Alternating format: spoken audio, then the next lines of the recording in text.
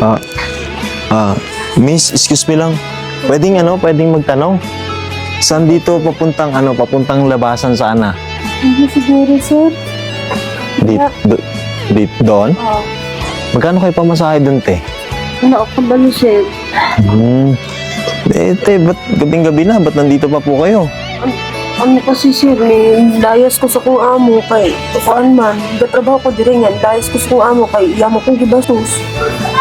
May bastos. Nung nilayas ko, mangita na lang kung laing matrabahoan na sudlan. So ibig sabihin gamit mo to. No, sir, gamit. Palong nag-aantay ka lang. Na, sir, layas Paano- ko amo. Paano kang binastos ang amo mo?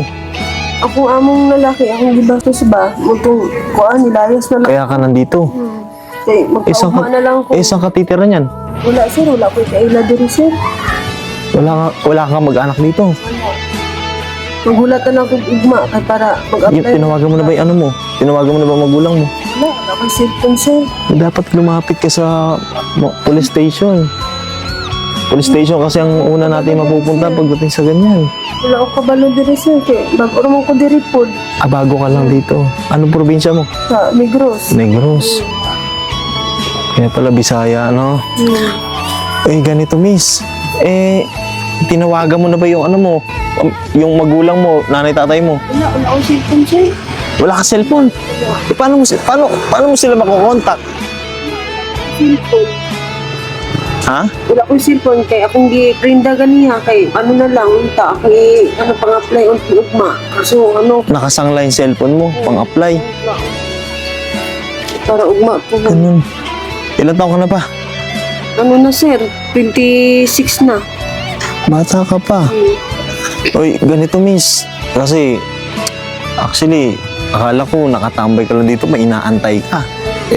Malalim pala yung problema mo. Ang masasuggest ko lang sa i-report mo sa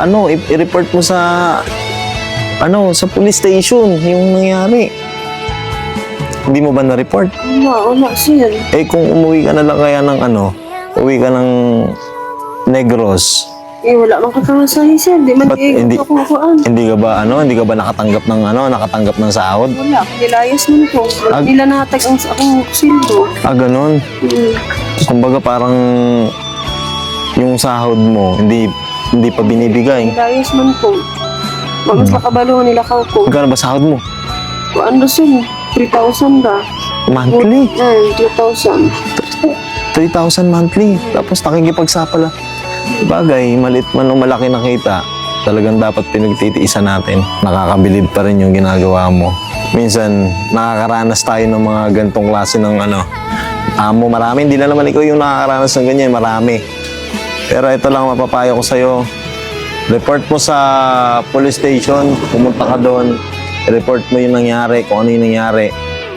Tawagan mo o humiram ka ng pantawag, sigurado meron kang matatawagan doon. 3,000 yung sinasahod mo sa isang buwan.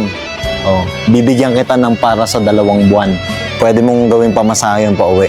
Mas safe ka pag nakauwi ka sa inyo, okay? Salamat kayo, sir. Huwag mong masyadong dibdibin yung mga ganyang problema.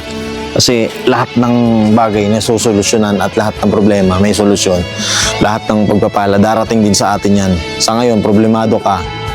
At least sa susunod, alam mo na kung ano man mga pangyayari na nangyari sa buhay mo ngayon. Tiis lang. Kasi nangyari na, hindi mo na mabubuo yung baso na nabasag, di ba?